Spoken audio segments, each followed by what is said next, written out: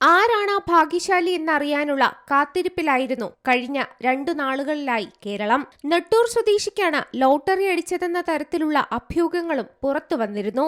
Lottery ഏജന്റായ Latheesh വിറ്റ TH577825 എന്ന നമ്പറിനാണ് ഇത്തവണ 25 കോടിയുടെ ഓണം ബമ്പർ അടിച്ചത്.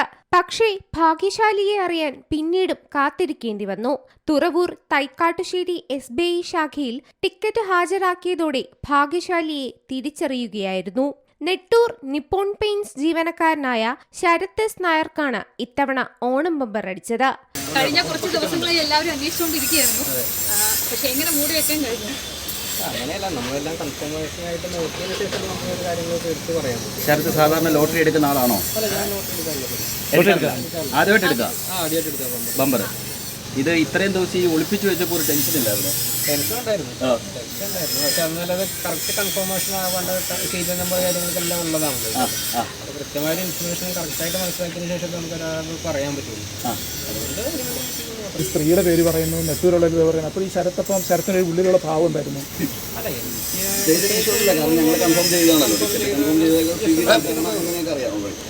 ഈ നറുക്കെടുപ്പിന്റെ ആ സമയത്ത് TV നോക്കിയിരുന്നോ നമ്പർ അതാണോ? ഇല്ല, ഞാൻ ജസ്റ്റ് അനൗൺസ് ആയെന്ന് പറഞ്ഞപ്പോൾ ഞാൻ ജസ്റ്റ് ഫോണിൽ ഫോട്ടോ എടുത്തിട്ട് നോക്കി. അപ്പോൾ കണ്ടപ്പോൾ എനിക്ക് അങ്ങോട്ട് വിശ്വസിക്കാൻ പറ്റിയില്ല.